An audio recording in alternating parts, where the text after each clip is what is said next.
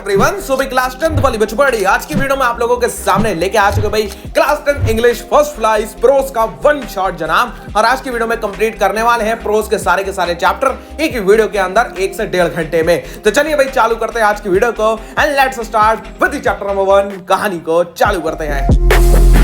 चलिए कहानी को चालू करते हैं। कहानी चालू होती है chapter a letter to God से। बहुत ही खूबसूरत सा चैप्टर है, जीएल फ्लुएंटिस ने इसको लिखा है।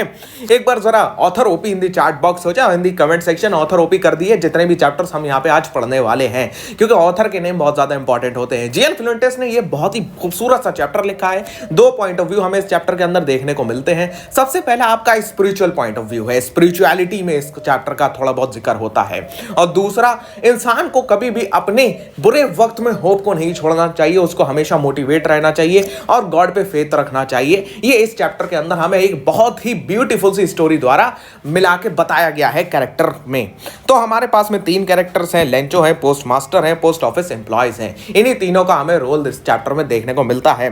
कहानी चालू होती है। लेंचो जो कि एक फार्मर है, जो कि हिल ऑफ द क्रेस्ट पे रहता है, क्रेस्ट की हिल की क्रेस्ट पे रहता है। वहां पे उसने एकदम बढ़िया तरीके से खेती कर रखी है, राइप कॉर्न की खेती है। और अब वो उसकी खेती एकदम तैयार हो चुकी है। अब वो उम्मीद कर रहा है कि उसका हार्वेस्ट बहुत ही अच्छा हो जाएगा, वो उसका खूब अच्छी से जो होता है उसके राइप कॉर्न लगेंगे, वो उसे निकालेगा और खूब अच्छे से पैसे कमाएगा। लेकिन होता क्या है, जब दोपहर का टाइम होता है, लेंचो लंच करने के लिए जाता है, उसकी वाइफ उसको लंच के लिए बुलाती है। जब वो लंच करने के लिए जाता है तो वो सोचता है कि हाँ, अब तो जो होता है बहुत अच्छा सा मेरी फसल की कटाई हो जाएगी, लेकिन बस इसमें थोड़ा सा अगर पानी मिल जाए, थोड़ा सा इसमें बारिश और हो जाए तो बस मजा सा आ जाएगा। तो वो देखता है कि भाई सफर करने के लिए जाता है और जब वैसे ही बारिश धीरे धीरे चालू हो जाती है, डार्क क्लाउड्स आ जाते हैं, बारिश चालू हो जाती है। वो कहता है कि अरे वाह, और वो उसको कंपेयर करता है as a silver coins, rain drops को वो कंपेयर करने लगता है एज अ सिल्वर क्वाइंस और कहता है अरे वाह क्या बात है, गॉड ने मेरी तो आज सुन ली। अगर ये रेन ड्रॉप हो जाते हैं, ये रेन हो जाती है तो मेरी हार्वेस्ट बहुत अच्छा होगा, मेरी फसल बहुत अच्छी हो जाएगी। बट जल्द ही जैसे ही रेन होती रहती है, फिर धीरे धीरे क्या होता है, रेन बढ़ जाती है। जब रेन बढ़ जाती है वो आपका हेल स्टॉर्म में टर्न हो जाती है, हेल स्टॉर्म आ जाता है। जब हेल स्टॉर्म आ जाता है तो लेंचो की जितनी भी क्रॉप है सब बर्बाद हो जाती है, सब खत्म हो जाती है, क्योंकि हेल स्टॉर्म द्वारा सारे के सारे पेड़ों को बर्बाद कर दिया जाता है। जब लेंचो बाद में जाता है तो वो उसको ऐसा लगता है कि स्नो और जो होता है as a layer of white salt पूरी फैली पड़ी है, पूरा का पूरा खेत उसका बर्बाद हो चुका है। अब वो अपनी क्रॉप के लिए तो इतना वरीड नहीं था, लेकिन वो खाएगा क्या, वो अपनी फैमिली को कैसे फीड करेगा, वो उसके लिए ज्यादा वरीड था। तो लेंचो को ज्यादा दिक्कत जो होता है अपनी फैमिली से हो रही थी कि मतलब अब उसके पास में कोई भी पैसे नहीं है, अब वो अपनी फैमिली को कैसे खाना खिलाए पिलाएगा। और फिर लेंचो का लेकिन जो गॉड के अंदर बिलीव है, लेंचो गॉड के अंदर जो बिलीव था उसका, वो बिल्कुल अनशेकन था, वो बिल्कुल वैसे की वैसे ही था। उसको पता था कि गॉड ने अगर मेरे को इस सिचुएशन में डाला है तो वही मेरे को इस सिचुएशन से बाहर निकालेगा। और इसको इतना उसको फर्म बिलीव था कि भाई उसने क्या करा, उसने डिसाइड करा कि मैं एक लेटर लिखता हूं गॉड को। उसने गॉड को एक लेटर लिखा, ये उसका फर्स्ट लेटर है, ध्यान रखना। उसने गॉड को एक लेटर लिखा और गॉड से आस्क करा कि गॉड आप मेरे को 100 पैसोस दे दो। 100 पैसोस क्यों चाहिए मेरे को, क्योंकि मेरी जो क्रॉप है वो बर्बाद हो चुकी है, मेरी क्रॉप को हेल स्टॉर्म खा गया, मेरी क्रॉप खत्म हो चुकी है। अब जब मेरी क्रॉप खत्म हो चुकी है तो मुझे इन जो बिटवीन मंथ्स है, मैं नई क्रॉप लगाऊंगा, फिर उसे उगने में टाइम लगेगा। इन जो बिटवीन मंथ्स हैं इसमें मैं अपना थोड़ा सा क्रॉप का इस्तेमाल में ले लूं पैसे, और बाकी मैं अपनी फैमिली को फीड कर सकूं। इसलिए वो गॉड को लेटर लिखता है। अब ये जो लेटर है ये पोस्ट ऑफिस में जाके पोस्ट कर देता है। लेंचो का इनोसेंटपन यहां पे दिखाया गया है कि लेंचो कितना ज्यादा इनोसेंट है। अब वो जैसे ही लेटर को पोस्ट ऑफिस में जाके सबमिट करता है, पोस्ट मास्टर जो होता है, उसका जो पोस्ट ऑफिस एम्प्लॉय होता है, वो उस लेटर को सबसे पहले पढ़ता है और फिर पोस्ट मास्टर के पास में ले जाता है कि लेटर पे तो एड्रेस लिखा है टू गॉड, ठीक है। अब पोस्ट मास्टर उसको देखता है और फर्स्ट रिएक्शन वो देता है, बहुत ही जोर से हंसता है, देख के अरे ये किस उल्लू ने लिख दिया लेटर, ये गॉड को क्या लिख दिया, गॉड कहाँ रहते हैं किसको पता है, ठीक है, ये गॉड को लिख रहा है लेटर, तो बड़ा ही जोर से हंसता है। लेकिन जब बाद में वो लेटर को पूरा का पूरा पढ़ता है, उसको सिचुएशन समझ में आती है उसको ये रियलाइज होता है कि जो लेंचो है उसका गॉड के ऊपर फर्म फेथ है, मतलब बिल्कुल अनशेकन फेथ है, ऐसा विश्वास जिसे कोई भी हिला नहीं सकता, जिसे कोई भी मिटा नहीं सकता, ऐसा विश्वास है। और जब वो ये विश्वास देखता है गॉड के ऊपर तो वो डिसाइड करता है कि भैया मैं लेंचो की मदद करता हूं, मैं लेंचो को अच्छे खासे पैसे जो उसने मांगे हैं वो उसको मैं देने की कोशिश करूंगा। अब जब वो हेल्प करने का सोचता है फिर वो क्या करता है, फिर 70 पैसे उसको वो कलेक्ट कर पाता है। उसमें वो जो है आपका अपना पार्ट ऑफ सैलरी भी कंट्रीब्यूट करता है।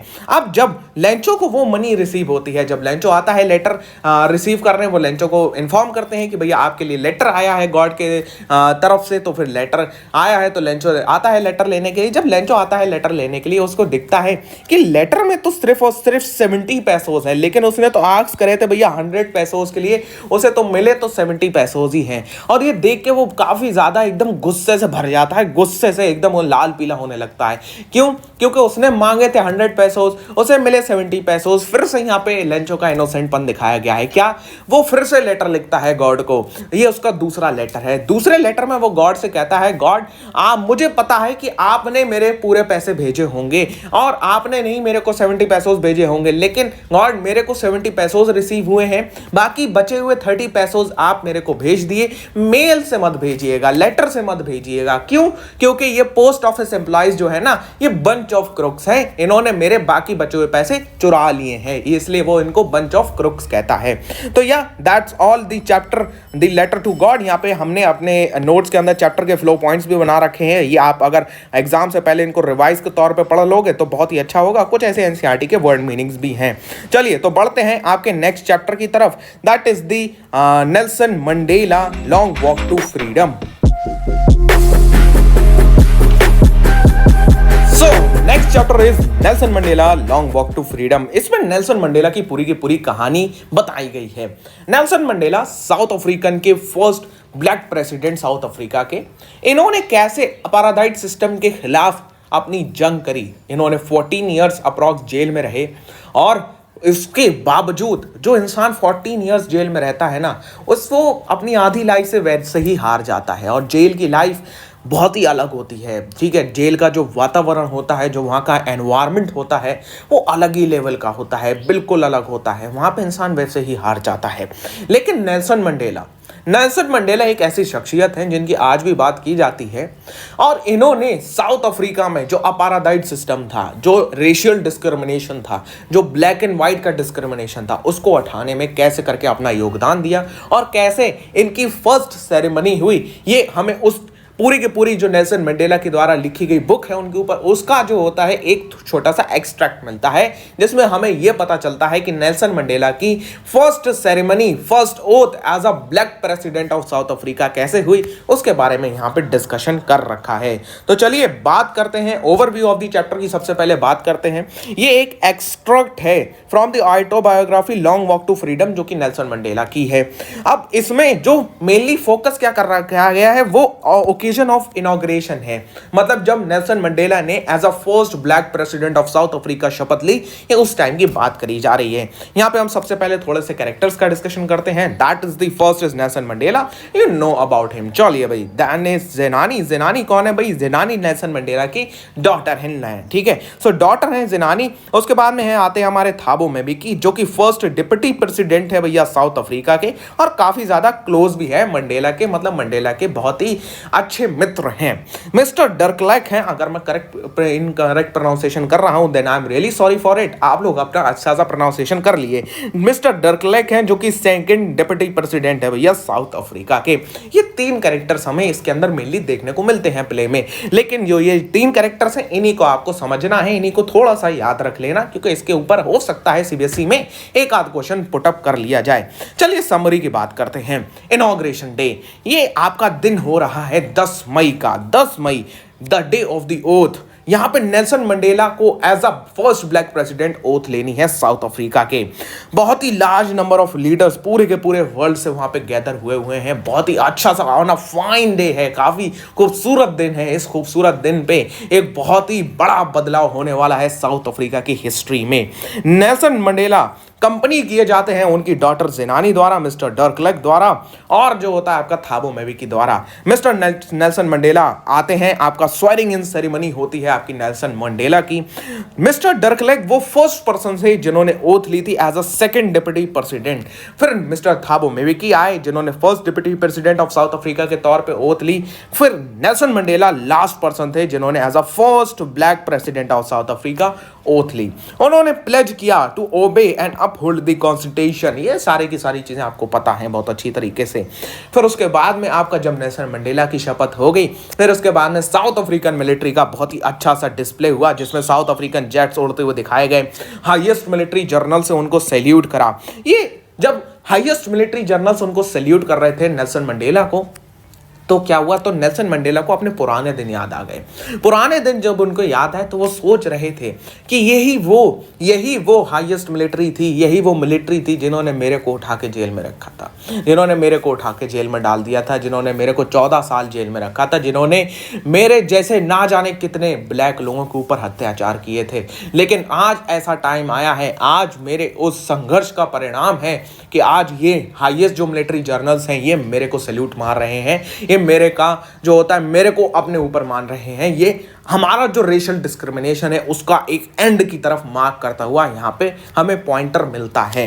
अब उसके बाद में अपाराडाइट की जो होता है बात करते हैं, लेकिन उससे पहले जब ये हो गया तो यहाँ पे 2 नेशनल एंथम्स को संग किया गया। सबसे पहला था भैया Nkosi Sikelel', if I am correctly pronouncing it, Nkosi Sikelel' old song था जो कि ब्लैक्स का, और ब्लैक्स ने भैया डाई स्टैम्प को जो होता है सिंगरा जो कि न्यू सॉन्ग है, जिसकी बाद में एंड ऑफ द सेरेमनी हो गई। ये 2 नेशनल एंथम गाने का मतलब क्या होता है? 2 नेशनल एंथम गाने का मतलब ये होता है कि जो व्हाइट है और जो ब्लैक है दोनों अब अलग अलग नहीं है, दोनों में कोई डिफरेंशिएशन नहीं है, दोनों में कोई डिस्क्रिमिनेशन नहीं है। अपाराडाइट सिस्टम खत्म हो चुका है, अब नई गवर्नमेंट आपकी बॉर्न हुई है यहाँ पे साउथ अफ्रीका में। तो अब नेल्सन मंडेला अपाराडाइट की बात करते हुए कहते हैं कि वो जो परेशानी भरे दिन थे वो अब जा चुके हैं, वो अब पार्ट ऑफ द हिस्ट्री है। जहां पे व्हाइट लोगों ने, जहां पे सफेद इन लोगों ने एक सिस्टम को आपका बिल्डअप करा था जिसे हमने आपका अपाराडाइट सिस्टम कहा है, जिसके ऊपर उन लोगों ने ब्लैक्स के ऊपर बहुत सारे अत्याचार करे, अपनी कंट्री और अपने अंदर बहुत ही बड़ा उन्होंने घाव पैदा कर दिया जब उन्होंने अपाराडाइट सिस्टम को लाया। अब इसके बाद में नेल्सन मंडेला बात करते हुए कहते हैं कि एक बहुत ही बड़ा और बहुत ही लॉन्ग लास्टिंग वाउंड बन चुका है, लेकिन अब जो होता है ये सिस्टम जा चुका है, अब वो वाउंड धीरे धीरे हील होना चालू हो चुका है, धीरे धीरे वो चीज हील हो जाएगी।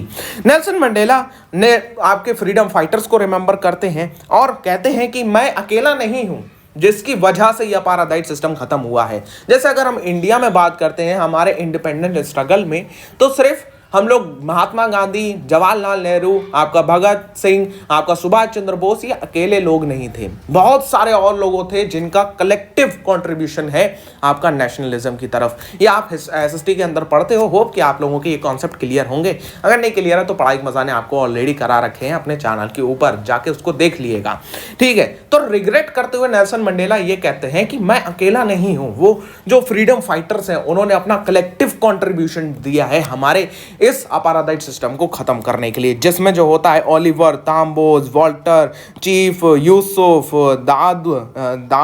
दाऊ ऐसे करके अगर प्रोनाउंस कर सकते हो, ये बहुत सारों का वो नाम लेते हैं। इन्होंने अनकॉमन करेज दिखाया है। अनकॉमन करेज ये थोड़ा सा इंपॉर्टेंट वर्ड है। अनकॉमन करेज क्या होता है? यानी एक ऐसा साहस जो हर किसी के पास नहीं होता है, एक ऐसा करेज जो हर कोई नहीं दिखा सकता। और इन्होंने विजडम और जेनरोसिटी से अपनी लाइफ्स को भी बहुत सारे लोगों ने सेक्रीफाइस करा है हमारे साउथ अफ्रीका में आपका अपाराडाइट सिस्टम को खत्म करने के लिए। फिर वो गुडनेस और ड्यूटीज ऑफ अ मैन की बात करते हैं यहाँ पे। वो कहते हैं कि मैन की जो ड्यूटी है वो सिर्फ और सिर्फ उसकी फैमिली की तरफ भी नहीं है, वो उसकी फर्स्ट ड्यूटी है, लेकिन जो सेकंड उसकी ड्यूटी है वो टुवर्ड्स हिज नेशन है, वो अपने उसके देश की तरफ है, वो अपने देश के लिए क्या करता है, वो उसकी सेकंड ड्यूटी है। वो कहते हैं कि भैया ये जो मैन है उसको अपनी फैमिली और अपनी कम्युनिटी और कंट्री के लिए भी परफॉर्म करना पड़ता है, उसको उसके लिए भी लॉयल होना पड़ता है, उसको उसकी भी ड्यूटी फॉलो करनी पड़ती है। और जो ब्लैक मैन है इन्होंने ये कहा कि भैया उनको एज अ पनिश किया गया जैसे कि वो ह्यूमन बीइंग ही ना हो, और उन्हें जो बेसिक ह्यूमन नेसेसिटीज थी उससे भी दूर रखा गया। लेकिन अब जो होता है ये अपार्थाइड सिस्टम जा चुका है, अब वो अलाउ करेंगे अपने सारे के सारे लोगों को, ना कि सिर्फ ब्लैक बल्कि वाइट भी, दोनों को बराबर ही सारी की सारी चीजें दी जाएंगी, बेसिक नेसेसिटीज प्रोवाइड की जाएंगी। अब वो फ्रीडम के बारे में बात करते हैं। मंडेला फ्रीडम के बारे में बात करते हुए कहते हैं कि जब मैं बच्चा था, जब मैं छोटा सा बच्चा था, तो मेरे लिए जो फ्रीडम का मतलब होता था वो अलग होता था। वो क्या था कि भैया मैं सोचता था कि एक खुला सी मैदान हो, मैं उसमें घूम सकूं, टहल सकूं, मुझसे कोई टोकने वाला ना हो कि मैं घर पे कब आ रहा हूं, कब नहीं आ रहा हूं, मेरे ऊपर कोई प्रेशर ना हो, मेरे ऊपर कोई भी जो होता है रिस्ट्रिक्शन ना हो। जब मैं छोटा था तब मेरे लिए बचपन का फ्रीडम का ये मीनिंग हुआ करता था। लेकिन मैं जैसे जैसे बड़ा हुआ मुझे ये रियलाइज हुआ कि भैया ये तो फ्रीडम एक इल्यूजन है, ये तो एक धोखा है, ये तो एक मिराज है, बल्कि असली फ्रीडम तो कुछ और ही है। असली फ्रीडम ये है कि भैया सभी को, सिर्फ एक पर्टिकुलर कास्ट को नहीं, एक पर्टिकुलर ग्रुप को नहीं, बल्कि सभी को राइट मिलना चाहिए अपनी लाइफ अपने तरीके से जीने का। इसलिए उन्होंने जो होता है एएनसी ज्वाइन कर ली थी, फिर उसके बाद में उन्होंने ये अपना स्ट्रगल चालू करा था। और with dignity and respect he wanted the oppressor and oppressed to be liberated. मतलब ये ऑपरेसर और ऑपरेस्ड क्या है? ऑपरेसर का मतलब है कि जो लोग ऊपर है, जो लोग ऑपरेशन कर रहे हैं, मतलब जो लोग किसी को दबा रहे हैं। जैसे जब अपार्थाइड सिस्टम था साउथ अफ्रीका के अंदर, तो जो व्हाइट लोग थे वो ब्लैक के लिए ऑपरेसर का काम करते थे, वो उनको ऑपरेस करते थे, वो उनको दबाते थे, उनको रेशियल डिस्क्रिमिनेट करते थे। लेकिन अब वो ये चाहते हैं नेल्सन मंडेला कि जब ये सिस्टम हटे तो ऑपरेसर हो या ऑपरेस्ड हो, यानी ब्लैक हो या व्हाइट हो, सभी को बराबर हक मिलना चाहिए, सभी को बराबर लिबरलाइजेशन मिलना चाहिए, सभी को बराबर फ्री मिलना चाहिए। तो यहाँ पे ये पूरा का पूरा चैप्टर होता है खत्म। इसमें आपका ओवरऑल थोड़ा सा कैरेक्टर स्केच और एक पॉजिटिव अप्रोच सीबीएसई द्वारा पूछी जा सकती है, या आपका एक क्रिएटिव ओपिनियन मांगा जा सकता है इसके अंदर। मतलब सीबीएसई आपसे ओवरऑल चैप्टर का थोड़ा सा पार्ट देगी या एक चैप्टर का स्टेटमेंट दे देगी। इसमें सीबीएसई ये पूछ लेगी कि भैया नेल्सन मंडेला इसके अंदर क्या कहना चाहते हैं, तो आप अपना थोड़ा सा क्रिएटिव ओपिनियन वहां पे बना के और एक अच्छा आंसर फॉर्म कर सकते हो। बढ़ते हैं नेक्स्ट चैप्टर की तरफ। हमारी फर्स्ट स्टोरी है his first flight, Liam O'Flaherty. इसके ऑथर हैं, अगर मैं ये वर्ड सही प्रोनाउंस नहीं कर रहा हूं तो कोई बात नहीं, देख लेना। चलो भाई, यहाँ पे एक स्टोरी बताई गई है सीगल की। सीगल की एक फैमिली है जिसमें सबसे छोटी सीगल है। सबसे छोटा उनका एक बच्चा है, वो उड़ नहीं पाता है। ये जो सीगल है हमारी प्यारी सी, ये उड़ नहीं पाती है, उड़ने से डरती है, या ये सोचती है कि अगर मैं उड़ूंगी तो मैं गिर जाऊंगी, मैं गिर के मर जाऊंगी, मेरे साथ ये होगा वो होगा। मतलब इसके अंदर बहुत ज़्यादा डर है। अब यहाँ पे हमारा जो स्टोरी है ये इंपॉर्टेंस को हाईलाइट करती है फैमिली और फ्रेंड्स की। मतलब कि अगर कोई फैमिली अच्छी है, किसी के फ्रेंड्स अच्छे हैं, आपका फ्रेंड जोन अच्छा है, तो आपका सक्सेस बहुत अच्छा होगा।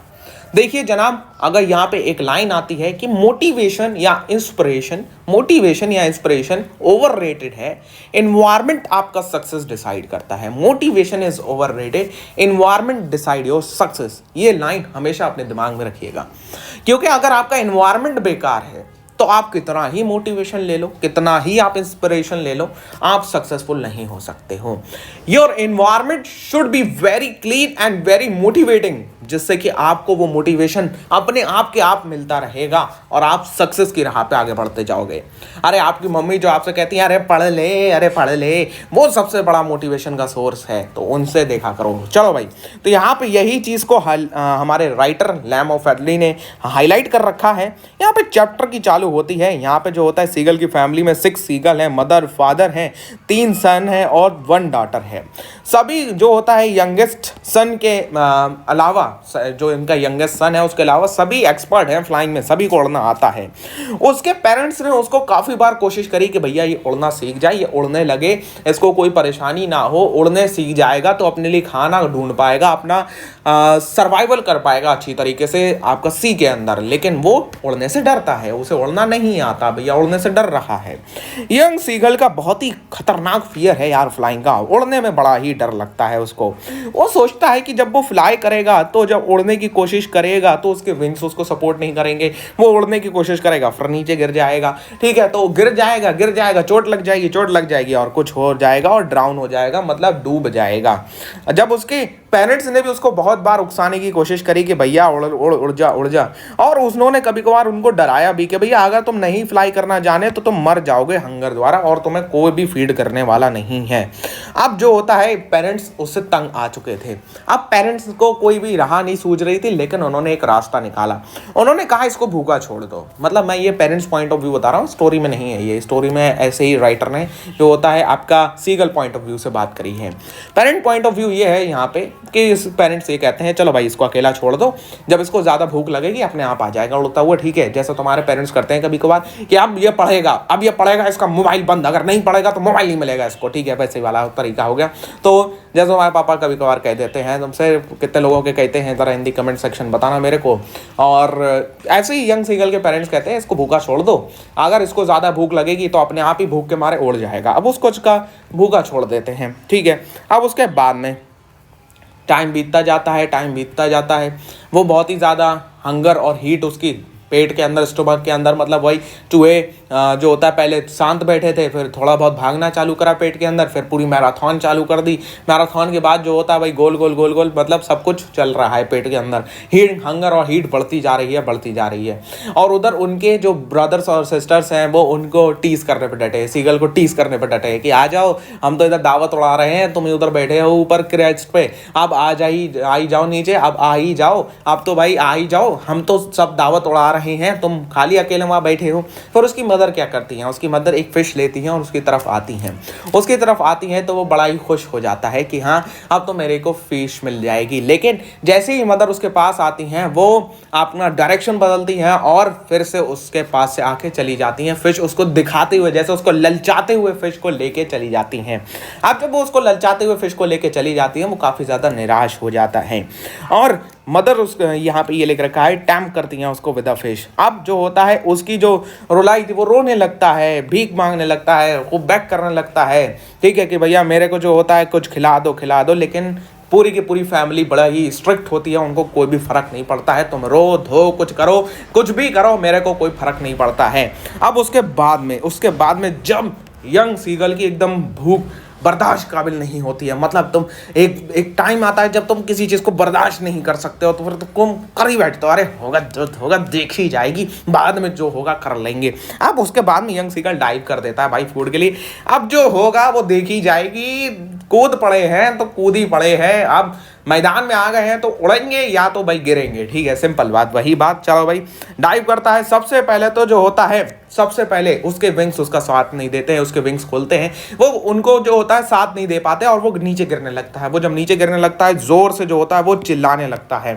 अब वो जोर से जब चिल्लाने लगता है और जब ये चिल्लाता है उसको ये डर लगता है तो मैं डूब जाऊंगा, तभी उसके पंख खुलना चालू हो जाते हैं, उसके विंग्स बाहर स्प्रेड होना चालू हो जाते हैं और वो उनको फड़फड़ाने लगता है, उनको ऊपर नीचे करने लगता है और मतलब फ्लैप करने लगता है। जब वो फ्लैप करता है तो वो फ्लाई करने लगता है। शुरू में तो उसको काफ़ी ज़्यादा एकदम चक्कर से आते हैं और काफ़ी ज़्यादा मतलब हिलने सा लगता है, लेकिन जैसे ही वो उड़ना चालू करता है उसका फियर वैनिश हो जाता है और फिर वो धीरे धीरे ऊपर नीचे करते हुए उड़ना सीख ही जाता है और फिर अपने आप पे उड़ने लगता है। और फिर उसके बाद में रियूनियन ऑफ द फैमिली हो जाता है, हैप्पी एंडिंग होती है स्टोरी की। सो या that's all about the first flight. Story number 2 the black aeroplane, Frederick Forsyth ने इसको लिखा है। आजा जो होता है इमेजिनेशन इसमें ज़्यादा इस्तेमाल की गई है। इसमें हमारा एक नरेटर दिखाया जाता है, नरेटर एक पायलट है, डकोटा प्लेन उड़ाता है वो। अब वो उसकी हॉलीडे में वो अपनी फैमिली से मिलने के लिए काफ़ी ज़्यादा बेताब है। अब वो जो होता है वो सोचता है कि मैं फ्रांस से जो होता है लंदन इंग्लैंड चला जाता हूँ, फिर वहाँ पर जाके अपनी फैमिली के साथ में हॉलीडे मनाऊँगा। अब फ्रांस से जो होता है वो इंग्लैंड जाने के लिए अपने प्लेन द्वारा जाने की कोशिश करता है, ठीक है, मतलब जा रहा होता है प्लेन द्वारा, कोशिश क्या करता है। अब जब वो प्लेन चलाता है तो मतलब सबसे पहले वहां पहुंचता है एयरपोर्ट में, वेदर देखा जाता है तो वेदर क्लियर होता है, काफी ज्यादा शाइनिंग स्टार्स दिखते हैं उसको, एकदम साफ सुथरा होता है, परफेक्ट कंडीशन फॉर फ्लाइंग।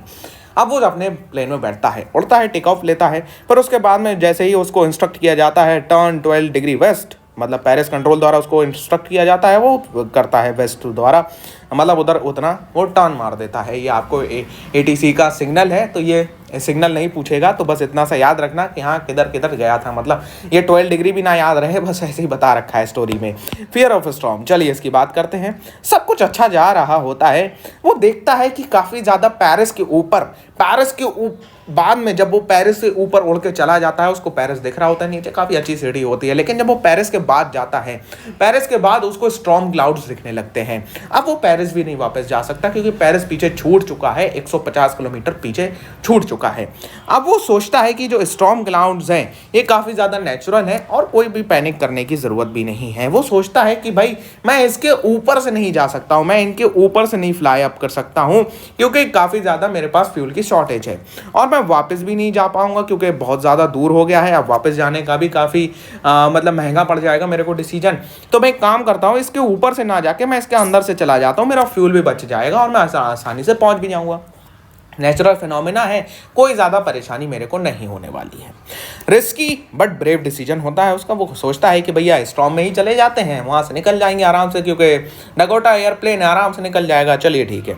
और बट जैसे ही जो होता है वो स्टॉर्म में एंटर करता है, सडनली उसका कंपास और बाकी सारे के सारे इंस्ट्रूमेंट काम करना बंद कर देते हैं। जब वो काम करना बंद कर देते हैं, अब धीरे धीरे जो होता है उसको पैनिक स्टार्ट होता है क्योंकि वो अपने प्लेन के बाहर भी कुछ नहीं देख पा रहा था और जो प्लेन है वो कभी जंप कर रहा था, कभी एकदम नीचे जा रहा था, कभी ट्विस्ट कर रहा था इधर की तरफ उधर की तरफ, क्योंकि जो स्टॉर्म में हवाएं होती हैं वो आपका मल्टी डायरेक्शनल विंड्स कहलाती हैं वो स्टॉर्म के अंदर, क्योंकि वो आपका एक टर्बुलेंस क्रिएट कर देती हैं प्लेन के अलाउंग। तो अगर प्लेन है तो प्लेन कभी कभार 360 रोटेट भी करने लग जाते हैं।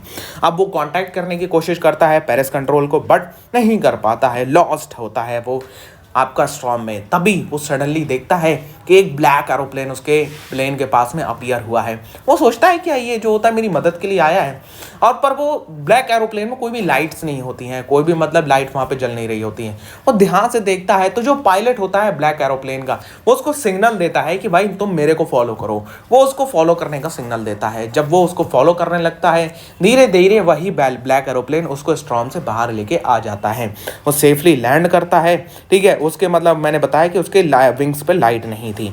अब जब वो उसको फॉलो करता है और फिर उसके बाद में एक सेफ हाफ एन आवर के बाद में एक सेफ लैंडिंग होती है, जब उसके पास में सिर्फ 5 से लेकर 10 मिनट का फ्यूल बचा होता है। काफ़ी ज़्यादा वो आंसुओं में होता है, मतलब काफ़ी ज़्यादा उसको एकदम डर सा लग रहा होता है, आउट ऑफ फियर वो क्राई करने लगता है, काफ़ी टीयरफुल होता है। सडनली उसको 2 ब्राइट लाइंस दिखती हैं, वो रनवे था और वो लैंड कर जाता है सेफली। फिर उसके बाद में जब वो बाहर आता है अपने प्लेन से और सोचता है कि भाई जो ब्लैक एरोप्लेन ने मेरी मदद करी, उसके पायलट को मैं एटलीस्ट थैंक यू तो कह दूं कि भैया तूने मेरी जान बचाई है, ठीक है, तेरा बहुत बहुत शुक्रिया। तब वो कहने के लिए जाता है, जब पर वो देखता है कि भैया वहाँ पे तो कोई ब्लैक एरोप्लेन नहीं है। फिर वो ATC से जाके पूछता है, वहाँ पे एक लेडी बैठी होती है, वो उससे पूछता है कि आपने यहाँ कोई ब्लैक एरोप्लेन देखा है? वो कहती है नहीं। वो जोर से हंसती है, वो कहती है आप ही के एरोप्लेन ही यहाँ पे लैंड हुआ है और रेडार के ऊपर कोई भी मैंने दूसरा एरोप्लेन नहीं देखा है। ये सुन के उसके लिए सबसे बड़ा शॉकिंग सरप्राइज होता है।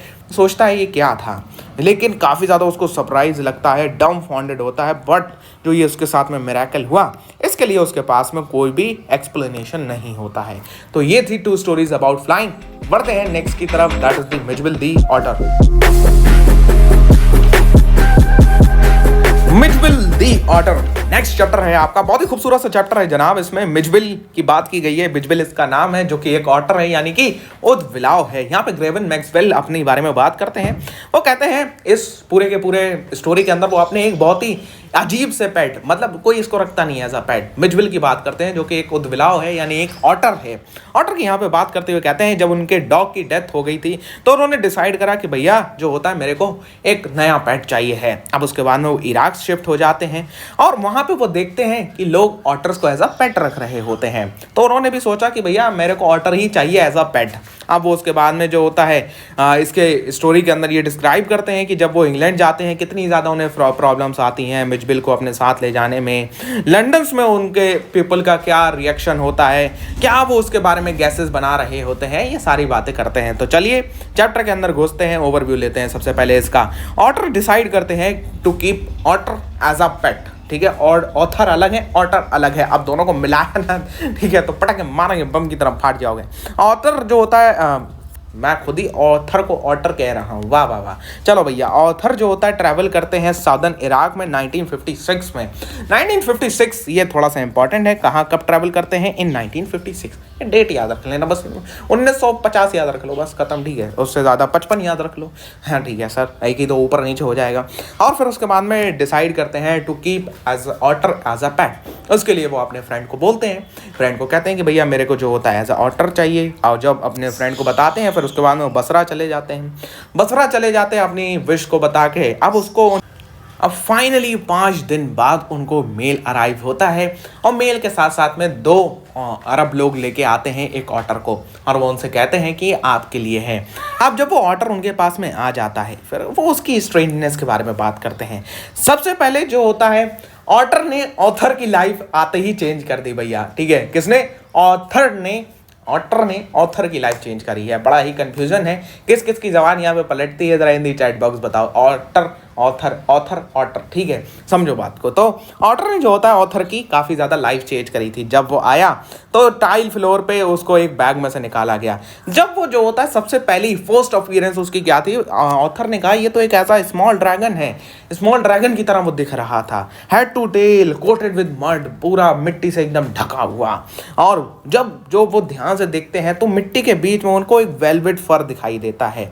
वेलवेट फर लाइक क्रिएचर, जैसे कि जो होता है चॉकलेट ब्राउन मोल हो जो उनके सामने आ गया हो। और बहुत ज़्यादा डस्ट थी। जब ऑथर ने उस डस्ट को निकालना चालू करा तो 1 महीने में जाके कहीं वो उस पूरी की पूरी मिट्टी को निकाल पाए। अब उसके बाद में वो उसका डोमेस्टिकेशन स्टार्ट करते हैं, उसको पालना स्टार्ट करते हैं। सबसे पहले जो होता है वो उसका नामकरण करते हैं, उसका नाम मिजबिल रखते हैं, और फिर शॉर्ट में उसको मिज कहने रखते हैं, ठीक है, मिज कहने लगते हैं, मतलब ठीक है, शॉर्ट फॉर्म बना देते हैं। जैसे तुम्हारे भी लल्लू, पप्पू, बबलू, शिंटू, पिंटू, चिंटी, मिंटी, इतने सारे शॉर्ट फॉर्म्स होते हैं, तो ऐसे ही इसका नाम रख दिया गया। पहले 24 आवर्स में ऑटर जो होता है काफ़ी ज़्यादा अनफ्रेंडली भी नहीं था, फ्रेंडली भी नहीं था, एकदम न्यूट्रल था। वो अपना जो होता है एकदम इनडिफरेंट बिहेव कर रहा था। कैप्ट स्लिप, मतलब जो होता है भाई फर्श पे लेट के आराम से सोने पे डरा पड़ा था, स्लीपिंग कर रहा था। सेकेंड नाइट में भैया वो क्या करता है, वो ऑथर के बेड पे आ जाता है और उनकी नीज के क्रुक पे सोने लगता है एकदम बढ़िया तरीके से। जैसे जैसे दिन पास होते जाते हैं वो काफ़ी ज़्यादा अपनी सराउंडिंग्स में इंटरेस्ट दिखाने लगता है। वो सराउंडिंग से जो होता है वो सोशलाइज करने लगता है। अब जैसे जैसे वो सराउंडिंग से सोशलाइज करने लगता है, वो वाटर में उसे खेलना बहुत ज़्यादा पसंद है भैया, वाटर में हर टाइम बैठा रहता है। फिर उसके बाद में जो होता है, जब वाटर चाहिए तो बाथरूम के बाद टब में हर टाइम सुबह शाम तक भाई है ही हैं, आराम से मज़े आ रहे हैं। मिजबिल फिर एक बार क्या करता है, अपने ऑटर के जो ऑथर है वो उनके बेडरूम से चला जाता है अपने आप ही बाथरूम में, और वहाँ खेलने लगता है, ठीक है। और बाथटब में एंटर करता है, टैप को ऑन करता है विद इन अपने पंजों की मदद से, और जो होता है फिर उसके बाद में नहाना चालू कर देता है भाई। मतलब अलग ही लेवल के मज़े चल रहे हैं इनके। फिर मिजबिल धीरे धीरे फ्रेंडली हो जाता है। फिर उसके बाद में वो उस ऑथर को फॉलो भी करने लगता है। जब ऑथर ग्रेवन मैक्सवेल उनको उनके नाम से बुलाते हैं, मिज आओ, तो वो आने लगते हैं। मतलब भैया ऑथर की आपकी बातें मानी जा रही हैं, यानी वो उसके साथ में फ्रेंडली है। उसके बाद में उसको रबर की बॉल से खेलना बहुत ज़्यादा पसंद था, और साथ साथ में सॉकर बॉल पे भी खेलता था करीबन। फिर उसके बाद में मेन कहानी आती है जब मिजबिल को ले जाना है बैक टू लंदन। अब लंदन में बैक ले जाना है तो भैया जो आपकी ब्रिटिश एयरलाइंस होती हैं वो ऑटर्स को कैरी नहीं करती, वो एनिमल्स को कैरी नहीं करती, इसलिए वो उसको मना कर देती हैं। फिर उसके बाद में क्या कहते हैं, वो एक फ़्लाइट को बुक करते हैं टू पेरिस, और फिर वहाँ से वो उसको ले जाएंगे लंदन, ठीक है। तो मतलब कनेक्टिंग फ़्लाइट को वो बुक करते हैं। कनेक्टिंग फ़्लाइट को क्यों बुक करते हैं, इसके ऊपर सीबीएसई क्वेश्चन पूछ सकती है कि भैया जो ग्रेवन मैक्सवेल है वो ऑटर को अपने साथ में कैरी करने के लिए कनेक्टिंग फ़्लाइट को क्यों बुक करते हैं, वो डायरेक्ट फ़्लाइट क्यों नहीं लेते हैं। तो आप वहाँ पर आंसर लिखोगे क्योंकि भैया जो ब्रिटिश एयरलाइंस है वो आपका एनिमल्स को फ्लाई नहीं करती हैं, वो एनिमल्स को जनरली मतलब अपने उसमें फ्लाई नहीं करने देती हैं। फिर उसके बाद में वो फ्लाइट को बुक करते हैं, पहुंचते हैं। फिर उसके बाद में क्या होता है, वो मिजबिल को एक बॉक्स में रख देते हैं, और क्योंकि पहले रखते हैं ताकि वो उससे हैबिचुअल हो जाए, घबराए नहीं। फिर उसके बाद में वो लंच के लिए चले जाते हैं। जब वो वापस आते हैं वो देखते हैं कि भैया बॉक्स में एकदम कंप्लीट साइलेंस है और ब्लड आ रहा है बॉक्स से। फिर उसको वो जल्दी से एकदम आउट ऑफ एकदम एक्साइटमेंट, आउट ऑफ एकदम एग्जॉस्टमेंट वो उसको खोलते हैं और देखते हैं कि मिज एकदम ब्लड से कवर है, ब्लड से एकदम खून से लथपथ हुआ रखा है। फिर उसके बाद में 10 मिनट बचते हैं और वो उसको साफ करते हैं, जल्दी से उसको एकदम धुलाते धुलाते हैं, जो भी उसकी चोट आई होती है उसको कवर करते हैं और फिर जो होता है एकदम फास्टली रश करते हैं आपके एयरपोर्ट की तरफ। 5 माइल्स अवे होता है एयरपोर्ट। वो मिचबिल को फिर से उसी डिब्बे में रखते हैं, लेकिन अपना हाथ साथ में रख लेते हैं ताकि वो आपका एकदम घबराए नहीं, एकदम परेशान ना हो जाए उसके अंदर। फिर एयरपोर्ट में पहुंचते हैं। अब जो होता है उसके बाद में वो अपने मिचबिल को अपने एज आ कैबिन क्रू के लगेज में वो रखने की कोशिश करते हैं, लेकिन वो सोचते हैं कि भैया ये वहाँ पे भी परेशान होगा, इसलिए वो अपने पास ही मिचबिल को रखते हैं। अब उसके बाद में वो एयरक्राफ्ट में आते हैं भाई। एयरक्राफ्ट में आके बैठ जाते हैं, मिचबिल को अपने जो होता है वो नीज पे रख लेते। फिर सडनली मिचबिल जो होता है वो बॉक्स से निकल के भाग जाता है। अब जो ऑथर को पता चलता है कि भैया मिचबिल तो बॉक्स से डिसअपियर हो चुका है। फिर थोड़ी देर बाद एक औरत बैठी होती है एयरक्राफ्ट में, वो एकदम चिल्लाने लगती है, चूहा चूहा चूहा चूहा, एकदम ऐसे ही एक्साइटमेंट हो जाता है पूरे के पूरे एयरक्राफ्ट में। फिर ऑथर ट्राई करते हैं कि भैया कैच कर लें, लेकिन वो फेल हो जाते हैं। फिर एयर होस्टेस उनसे कहते हैं कि भैया आप अपनी सीट पर बैठ जाइए, हम इनको पकड़ के आपको देते हैं। फिर थोड़ी देर बाद भैया मिचबिल खुद ही आके ऑथर की नीज पे बैठ जाते हैं और अपना फेस और नेक उनके मतलब नीज पे रब करने लगता है। फिर मिचबिल लंदन पहुंचता है। लंदन पहुंचे हुए उसको काफ़ी ज़्यादा मंथ हो चुका है। खेलता रहता है, पिंग पोंग बॉल्स हो, मार्बल्स हो, रबर फ्रूट हो, और काफ़ी ज़्यादा अच्छी तरीके से। जब वो बाहर जाता है तो लोगों का काफ़ी ज़्यादा मिक्स्ड रिएक्शन देखने को मिलता है, क्योंकि लोगों को समझ में नहीं आता आखिरकार ये है क्या। ये एक जो होता है रैट है, कोई कहता है एक ड्रैगन है, कोई कहता है कुछ और है, कोई कहता है कुछ और है। काफ़ी ज़्यादा मिक्स्ड रिएक्शन देखने को मिलता है। वाइल्ड गैस कहते हैं, क्योंकि पीपल जो होता है लंदन के वो रिकॉग्नाइज नहीं कर पाते हैं ऑटर को। चलिए, सो या that's all for the chapter Mijbil. ऑर्डर पढ़ते हैं नेक्स्ट की तरफ, that is the sermon at Benares. Sermon at Benares Buddha के बारे में है, ठीक है जनाब। बुद्धा यानी कि सिद्धार्थ गौतम के बारे में है भाई। यहाँ पे बुद्धा के बारे में जो उन्होंने अपना आफ्टर द एनलाइटमेंट उन्होंने जो अपना फर्स्ट सरमन दिया था बनारस में, उसकी ये पूरी की पूरी स्टोरी बताई गई है। यहाँ पे हम सबसे पहले थोड़ी बहुत बुद्धा की बात करते हैं। फाउंडर ऑफ बुद्धिस्ट रिलीजन या बुद्धिस्ट आइडियोलॉजी, इसके फाउंडर हैं भाई। आप तो जो होता है बुद्धिस्ट भी आपके 2 टाइप के हो गए हैं, 2 ब्रांचेस में बढ़ गए हैं, हीनयान और महायान। मैं इसमें नहीं जाता हूँ, चलो भाई इंग्लिश की बात करते हैं। तो बुद्धा की बात करते हैं। बुद्धा, सिद्धार्थ गौतम, इनकी स्टार्टिंग स्टोरी सभी को पता है कि कहाँ से ये स्टार्ट हुए, कैसे इन्होंने जो होता है एक बीमार इंसान, एक बुजुर्ग को, एक मरे हुए व्यक्ति को देखा, फिर वहाँ से इनकी लाइफ टर्न हुई, ये निकल गया भैया एनलाइटमेंट सीख करने के लिए। फिर बोधि ट्री आपका, उसके नीचे 7 दिन बैठे रहे, फिर उसके बाद में इनको एनलाइटमेंट आया। आफ्टर द एनलाइटमेंट इन्होंने अपना फर्स्ट सरमन बनारस में दिया था। फर्स्ट सरमन जो इनका बनारस में था, वहाँ पे हम एक वुमेन की बात करते हैं जिनकी कीसा गौतमी जिसका नाम है। वो वुमेन का एक ही सन होता है, एक सन होता है जिसकी डेथ हो जाती है। उसके बाद वो उसको लेके पूरे गांव में टहलती रहती है कि भाई इसको कोई ठीक कर दो, इसको कोई सही कर दो, इसको कोई ऐसी मेडिसिन दे दो जिससे ये ठीक हो जाए। फिर उसको एक आदमी रेफर करता है बुद्धा के लिए, और वो कहता है कि एक फिजिशियन है। ध्यान से, बुद्धा को क्या रेफर करता है? बुद्धा को रेफर करता है एज अ फिजिशियन। वो कहता है कि बुद्धा एक फिजिशियन है जिनके पास आप लेके चले जाओ, वो इसको ठीक कर देंगे।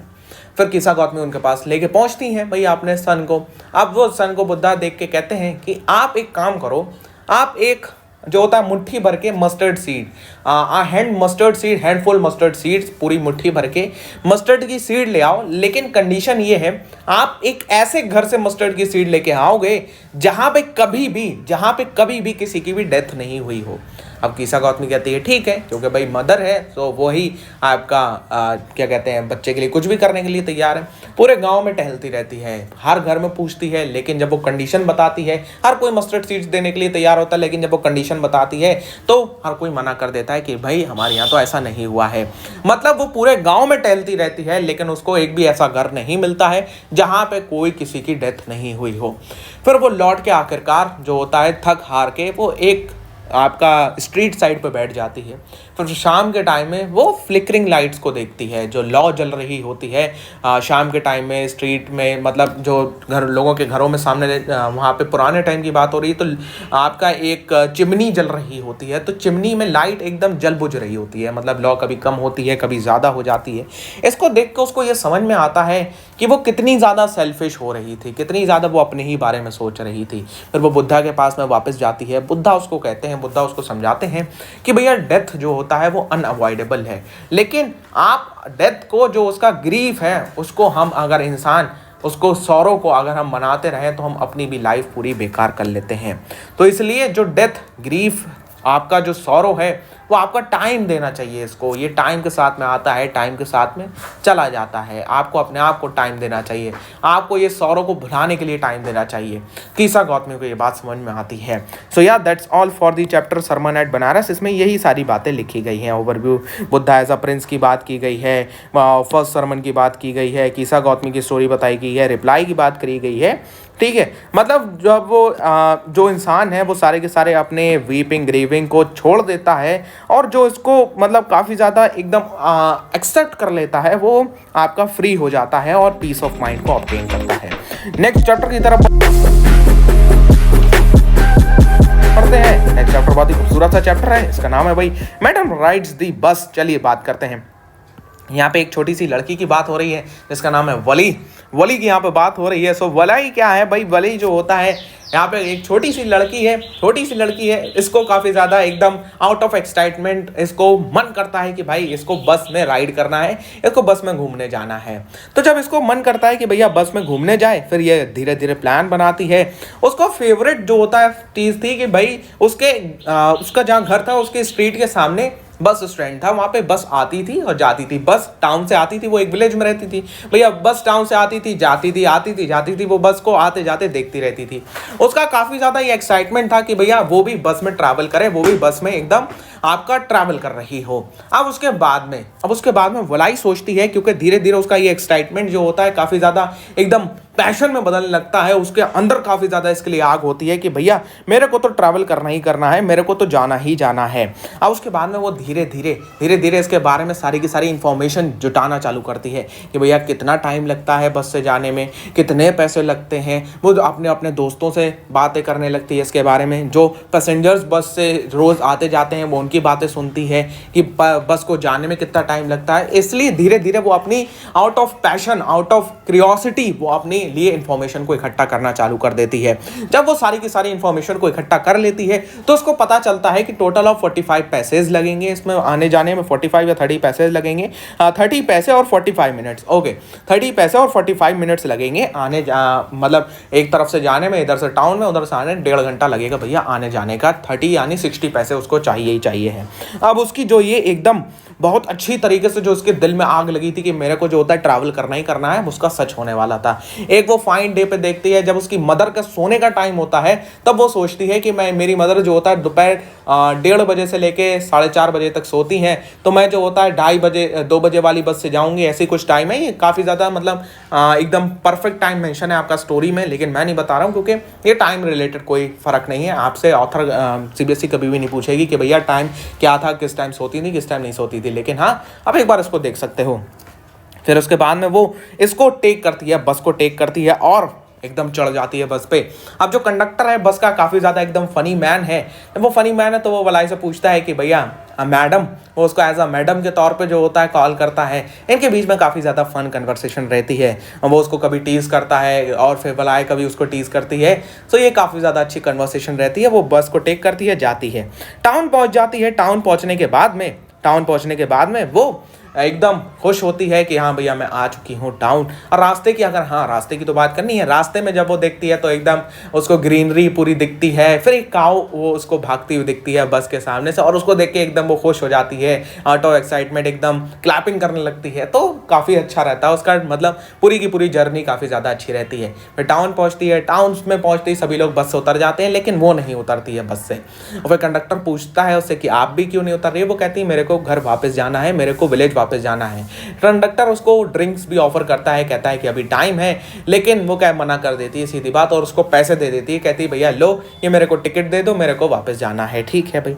अब वो टाउन पहुंचती है, टाउन पहुंचने के बाद में वो फिर से अपनी जर्नी को चालू करती है भैया विलेज की तरफ। विलेज की तरफ वो जर्नी को जब चालू करती है, काफ़ी ज़्यादा फिर से उसके अंदर वही एक्साइटमेंट होती है, फिर से काफ़ी ज़्यादा खुश होती है, काफ़ी ज़्यादा एकदम एक्साइटेड होती है जर्नी के लिए। लेकिन उसके बाद में जो उसने काव देखी थी आते टाइम, जो काफ़ी ज़्यादा भाग रही थी, एकदम हैप्पी थी, वो किसी बस ने उसको कुचल दिया होता है, पूरी तरफ ब्लड फैला होता है। वो काव एकदम रोड पे गिरी हुई होती है, आईज ओपन, माउथ उसका ओपन होता है, और ये सब देख कर उसको काफ़ी ज़्यादा बुरा लगता है। फिर उसकी सारी की सारी एक्साइटमेंट एकदम ख़त्म हो जाती है। और यहाँ पे हमारे जो हमारे ऑथर हैं वो हमसे ये आपका इंडिकेट कर रहे हैं कि जो लाइफ है वो आपकी full of Joy and full of sorrows है। लाइफ के दोनों पहलू हैं, लाइफ में आपका जॉय भी है उतना ही सॉरो भी है, लाइफ में जितना सॉरो है उतना ही जॉय भी है। मतलब यहाँ पे एक छोटी सी बच्ची के माध्यम से हमसे जो ऑथर हैं वो काफ़ी एक बड़ा मैसेज आपका ट्रैवल करने की कोशिश कर रहे हैं कि लाइफ आपका पॉजिटिव भी है तो उतना ही नेगेटिव भी है। मतलब ये पूरा का पूरा यहाँ पे बताया गया है। फिर वो फाइनली आपके घर वापस आती है और अपने पास चली जाती है, मम्मी के पास पहुंच जाती, किसी को कुछ नहीं पता चलता है। या so that's all about the chapter madam rides the bus. बढ़ते हैं नेक्स्ट चैप्टर की तरफ, that is the glimpses of India. So our next chapter is glimpses of India. इसकी बात करते हैं जनाब जरा, ग्लिम्पसेस ऑफ इंडिया। यहाँ पे हमारे टोटल ऑफ 3 पार्ट है। सबसे पहले baker from Goa by Lucio Rodrigues, Coorg and tea from Assam. Coorg हमारा लोकेश अब्रॉल ने लिखा है, tea from Assam by Arup Kumar Datta. First part जो है इसका वो ट्रेडिशनल आपका गोवान विलेज, जो पुराने टाइम की गोवान विलेज है उसके बारे में डिपिक्शन है, पेन पोर्ट्रेट कह सकते हो इसको, एज आ जो होता है जो हमें ऑथर ने प्रोवाइड करा है गोवा का। सो पेन पोर्ट्रेट है एक गोवा का, बहुत ही खूबसूरत सा। इसमें बेकर की बात करी गई है। सेकेंड पार्ट में कूर्ग की बात करी गई है, जो कि एक कॉफ़ी कंट्री है, काफ़ी ज़्यादा फेमस है भाई कूर्ग। और विजिट करोगे तो मज़ा भी आएगा, रेन फॉरेस्ट है, स्पाइसेस हैं, बहुत अच्छा है, मतलब एकदम मस्त वातावरण है उसका। और थर्ड पार्ट में हमें टी प्लांटेशंस आसाम की बात करी गई है, टी की थोड़ी सी बात करी गई है। चलिए बढ़ते हैं पहले पार्ट की तरफ, that is the baker from Goa. इसकी ज़रा बात करते हैं, ब्रेड मेकिंग की बात करते हैं। ब्रेड मेकिंग की अगर बात करी जाए तो ट्रेडिशनल जो गोवान विलेज है उसमें बेकर की काफ़ी ज़्यादा इंपॉर्टेंस है। अभी भी उसकी काफ़ी ज़्यादा जो पुराने गोवान्स लोग हैं, जो गोवा के लोग हैं, उसको वो अच्छी तरीके से महसूस कर पाते हैं। ब्रेड मेकिंग पोर्टुगीज डे से स्टार्ट हुई है गोवा में, और जो इनके लोव्स ऑफ ब्रेड्स हैं और काफ़ी ज़्यादा एकदम आर्ट के तौर पे इसको देखा जाता है। आर्ट है जो कि परफेक्शन भी चाहिए, जिसमें मिक्सिंग भी चाहिए, मोल्डिंग भी चाहिए, बेकिंग भी चाहिए। जैसे अगर पेंटिंग बनानी है तो आपको पेंटिंग बनानी आनी भी तो चाहिए, ऐसे ही पेंटिंग की तरह जैसे पेंटिंग एक आर्ट है वैसे ही ब्रेड मेकिंग भी एक आर्ट है, ऐसा मानना है यहाँ के लोगों का। अब वो कहते हैं कि जो लोव्स हैं बेक्ड हैं इन टाइम टेस्टेड फर्नेसेस, ये बहुत इंपॉर्टेंट है। जो ब्रेड के लोव्स होते हैं उनको बेक किया जाता है टाइम टेस्टेड फर्नेसेस में। यहाँ पे एक इंपॉर्टेंट चीज आती है, टाइम टेस्टेड क्या होता है? टाइम टेस्टेड होता है मतलब जिसे समय ने परखा हो, उसे कोई और परखने की जरूरत ही नहीं होती है। जिसको टाइम ने टेस्ट कर लिया हो वो उसमें पास हो गया, उसे तो भाई साहब दुनिया की कोई भी टेस्ट पास करने की जरूरत नहीं है, क्योंकि उसे खुद उसने टेस्ट करा है, जो कि सबको उठा भी सकता है, सबको पटक भी सकता है। यानी कि टाइम टेस्टेड है जनाब, टाइम टेस्टेड फर्नेसेस है। और जब वो ऑथर जो है हमारे अरूप कुमार लोकेश अब्रॉल हैं, या Lucio Rodrigues, okay Lucio Rodrigues, confusion हो जाता है कभी कभार। चलिए, ऑथर है वो अपने चाइल्डहुड डेज को रिमेंबर करते हुए कहते हैं कि बेकर उनका दोस्त हुआ करता था। बेकर आता था भाई, और जब बेकर आता था दोस्त होता था, कंपेनियन होता था, गाइड होता था। 2 बार आता था दिन में। पहली बार जब वो मॉर्निंग में सेल करने के लिए जाता, दूसरी बार सेल करके लौटता था तो आता था। उनका और बेकर का काफ़ी ज़्यादा अच्छा एक बॉन्ड था। सुबह सुबह उसके जिंगलिंग थर्ड से वो लोग उठ जाया करते थे। जब वो सुबह सुबह आता था तो उसकी जिंगलिंग थर्ड, उसकी जो बैम्बू की थी, वो एकदम उनको उठा दिया करती थी और सब भागते थे उसकी तरफ की तरफ। फिर उसके बाद में जब वो ब्रेड बैंगल्स को लेने के लिए, और फिर वो अपना घर की मेड को आवाज़ देता था, बेकर मेड आती थी, फिर उनको सबको एक साइड में धकेल दिया जाता था। लेकिन जो उस ब्रेड की खुशबू है वो आज भी उनके अंदर एकदम समाई हुई है, वो आज भी उसको महसूस कर पाते हैं। फिर उसके बाद में वो इंपॉर्टेंस की बात करते हैं ब्रेड की ट्रेडिशनल सेरेमनीज में। वो बात करते हैं कि गोवा में ब्रेड का काफ़ी ज़्यादा इंपॉर्टेंस है। ब्रेड को जो होता है, कोई भी मैरिज बिना ब्रेड के नहीं होती है, जब वो पार्टी हो, कोई भी ओकेशन हो, जब वो ब्रेड की बिना कंप्लीट नहीं होता है। जैसे कि भाई जो लेडी है घर की, वो सैंडविचेस को प्रिपेयर करती हैं occasion of her daughter's engagement, और काफ़ी ज़्यादा क्रिसमस हो, जितने भी अलग फेस्टिवल्स होते हैं, सब में ब्रेड का बहुत ज़्यादा इंपॉर्टेंस है। बेकर की ड्रेस की बात करते हुए हमारे ऑथर हमसे ये कहते हैं कि जो बेकर है वो एक काफ़ी ज़्यादा आइकॉनिक ड्रेस पहनता था, जिसका नाम कबाई था, जो मतलब एक लॉन्ग कुर्ते की तरह होती थी, नीज तक जाता था, और एक शेड कह सकते हो, ट्राउजर जो कि काफ़ी ज़्यादा शॉर्टर हो फुल लेंथ से, ठीक है। हाफ पैंट होती, मतलब ये ओवरऑल एक वो एक आउटलाइन दे रहे हैं एक बेकर की ड्रेस की। अगर आज भी आप कबाई पहन के निकल जाओ बाहर, तो अब भी लोग आपको बेकर ही मानेंगे और या पदार मांगेंगे, ठीक है। पैडर यानी कि बेकर कहते हैं उसको। ब्रेड मेकिंग की वो बात करते हैं, वो कहते हैं कि भैया बेकर जो होता है अपने बिल को एंड ऑफ द मंथ में कलेक्ट किया करता था। कब कलेक्ट किया करता था? एंड ऑफ द मंथ में। एंड ऑफ द मंथ में बेकर अपने सारे के सारे बिल्स को कलेक्ट किया करता था। सारे अकाउंट्स उसके सेम वॉल पे लिखते थे भैया, प्रेमिसेस से पेंसिल के साथ में, और काफ़ी ज़्यादा प्रॉफिटेबल प्रोफेशन हुआ करता था उस ज़माने में। लेकिन जो पोर्टुगीज थे लोग, जो वो पोर्टुगीज लोग थे, वही मेन लवर हुआ करते थे बेग लोव्स के। और जैसे जैसे जो बेकर था और उसके फैमिली मेंबर्स काफ़ी ज़्यादा प्रॉस्परस हुआ करते थे, काफ़ी ज़्यादा खुशहाल हुआ करते थे उस टाइम के दौरान। अब आज के टाइम में वो रेफर नहीं करते हैं, तो हमें उसके बारे में ज़्यादा डिस्कस भी नहीं करना है। सो या that's all for the chapter number 1 baker from Goa. बढ़ते हैं नेक्स्ट चैप्टर की तरफ, दैट इज दी कूर्ग। कूर्ग की बात करते हैं। कूर्ग की बात करते हुए जो हमारे ऑथर हैं लूसियो रॉड्रिक्स, वो हमसे क्या कहते हैं, लूसियो रॉड्रिक्स नहीं, लोकेश अब्राहल हैं इसका ऑथर। तो लोकेश अब्राहल हमसे ये कहते हैं कि कूर्ग एक खूबसूरत जगह है। कूर्ग अगर आप जाओगे, कूर्ग भाई विजिट करना कभी अगर टाइम मिले, कूर्ग बहुत ही खूबसूरत जगह है। कूर्ग के बारे में अगर somewhere with the town of Mysore और मैंगलोर के बीच में है कूर्ग, अगर कभी जाओ तो मज़ा आएगा। एकदम cover with, surrounded with mountains, खूबसूरत माउंटेन्स, अच्छी अच्छी वैलीज और coffee countries. Weather of Coorg की बात करते हैं तो वेदर ऑफ कूर्ग काफ़ी ज़्यादा बढ़िया वेदर रहता है थ्रू आउट द ईयर। लेकिन जनाब अगर आप एज अ टूरिस्ट वहाँ पे विजिट करना चाहते हैं तो आपके लिए जो परफेक्ट वेदर रहेगा वो सितंबर से लेकर मार्च में रहता है। मैं रिकमेंड करूंगा जनाब फरवरी एंड में विजिट करना, मज़े आ जाएंगे तुमको कूर्ग में, ठीक है। तो फरवरी एंड में अगर विजिट करोगे काफ़ी ज़्यादा प्लेजेंट वेदर तुमको देखने को मिलेगा। पीपल की बात करते हैं कूर्ग के, तो ग्रीक या अरबिक डिसेंट के ये लोग हैं। इनके मतलब इनके लिए एक कहानी भी है, इनके लिए एक लेजेंड भी है कि भाई जब अलेक्जेंडर अपनी आर्मी के साथ में लौट रहा था साउथ कोस्ट से, तो उसकी कुछ आर्मी में से कुछ लोग वहाँ पे सेटल हो गए थे और अपनी कंट्री नहीं जा पाए थे। और उसके बाद में वही जो आपके लोग थे वो वहाँ पे क्या कहते हैं, मैरिड कर लिया उन्होंने वहाँ पे लोकल से, और उनका कल्चर वहाँ पे देखा जा सकता है, जो कि वहाँ पे मार्शल ट्रेडिशन का एकदम कल्चर होता है, ठीक है। और वहाँ पे मैरिजेस, रिलीजियस राइट्स में या जो होता है सारी की सारी चीज़ों में वो कल्चर देखा जा सकता है। कोदावूज यानी कि भैया रेसिडेंट ऑफ कूर्ग, इन्हें कोदावूज कहा जाता है। वो एक लॉन्ग ब्लैक कोट पहनते हैं जिसमें एक एमरल्ड वेस्ट होती है, जिसे हम कुप्पा कहते हैं या कुफ्फा कहते हैं, ठीक है। कुफ्फा अरब में उसको कहा जाता है, यहाँ पर उसको कुप्पिया कहा जाता है, कुप्पिया कहते हैं इसको यहाँ पे, या अरब में इसको कुफ्फा कहते हैं, जो कि अरब या कुर्द लोग पहनते हैं। ब्रेवरी की बात करें तो भैया काफ़ी ज़्यादा ब्रेव लोग होते हैं ये। कूर्ग रेजिमेंट जानी जाती है हमारी इंडियन आर्मी के अंदर। जनरल करियप्पा हमारे फर्स्ट इंडियन आर्मी चीफ, जो कि एक कूर्गी थे। आज भी जो होता है जो कोदावूज हैं वो काफ़ी ज़्यादा उनको स्पेशल राइट दी जाती हैं, जैसे कि उनके पास में फायर आर्म्स हो सकते हैं विदाउट एनी लाइसेंस, उनको कोई भी लाइसेंस करने की ज़रूरत नहीं है। वाइल्ड लाइफ की अगर बात करी जाए कूर्ग की, तो काफ़ी अच्छी वाइल्ड लाइफ है। ओवरऑल एक खूबसूरत वेदर रहता है, रेन फॉरेस्ट है, तो वाइल्ड लाइफ भी वहाँ पे वैसे ही फलती फूलती है। और लार्ज फ्रेश वाटर फिश वहाँ पे पाई जाती है, किंगफिशर, स्क्वायरल, लंगूर बहुत अच्छी तरीके से वहाँ पे पाए जाते हैं। टूरिस्ट प्लेस के तौर पे काफ़ी ज़्यादा अच्छी है कूर्ग, आप विजिट करना, ठीक है। I have also visited Coorg, तो आप भी लोग जाओगे मज़ा बहुत आएगा वहाँ पे। एक पर्सनल एक्सपीरियंस के तौर पर आपको एक अच्छा एक्सपीरियंस मिलेगा, मतलब ओवरऑल आपका एक चीज़ों को देखने का मदद पॉइंट ऑफ व्यू चेंज होगा। वहाँ के लोगों से जब आप मिलोगे, वहाँ का नेचर जब आप देखोगे, नेचर के एक स्टेप और क्लोज आओगे आप लोग। नेचर वहाँ पे अपने बेस्ट पे है, बिल्कुल सही बात है। रीचिंग की बात करी जाए, वहाँ पे आप रीच कर सकते हो रोड या रेल से। सबसे पहले आप जो होता है, अगर एयर से जाना चाहते हो तो Bangalore, I visited to the Mangalore airport, then by road मैंने वहाँ पे गया। सो दैट इज़ दी 240 या 250, यहाँ पे 250 लिख रखा है लेकिन इससे कम ही है, 240 टू 245 किलोमीटर है अप्रॉक्स बेंगलोर से, ठीक है।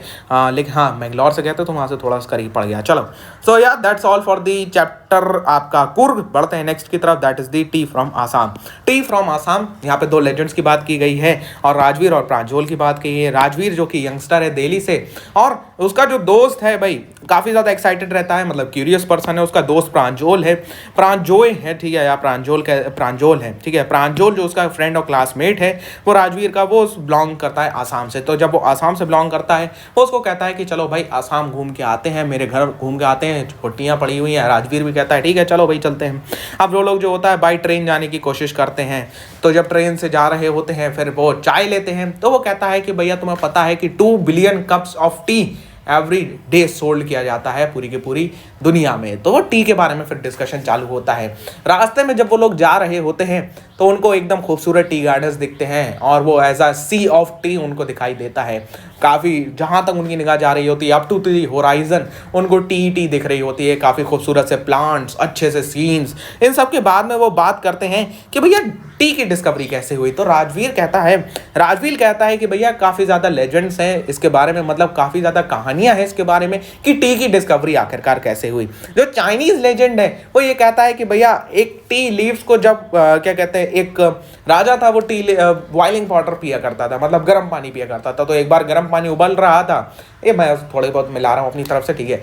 गर्म पानी उबल रहा था तो वहाँ पे 2 पेड़ की पत्तियाँ टूट के गिर गई। जब वो उन पे गिरी, जब उसको पिया गया तो उससे उसका स्वाद ही बदल गया। फिर वहाँ से टी का चलन चालू हुआ।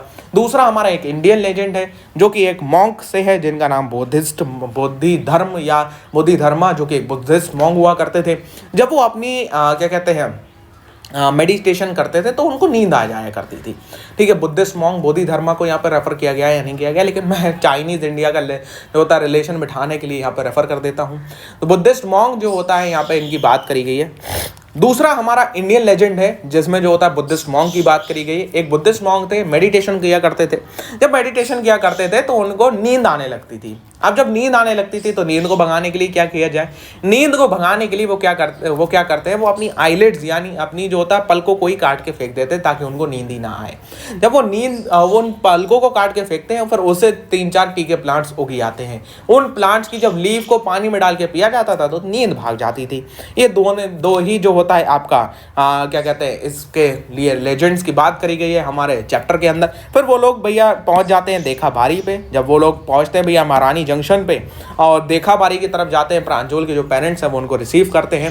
फिर वो देखा बारी यानी कि भाई उनके खेत की तरफ पहुंचते हैं। फिर वहाँ पे टी गार्डन जो कि मैनेज किया जाता था प्रांजोल फादर की द्वारा, टी प्लकर्स दिखते हैं, बैम्बू बास्केट उनके बैग पे है। जब वो लोग टी को प्लक कर रहे होते हैं, बैग पीछे डाल रहे होते हैं, ठीक है। सो फिर ये यहाँ पे हमारा चैप्टर खत्म होता है, ग्लिम्पसेस ऑफ इंडिया। बढ़ते हैं नेक्स्ट,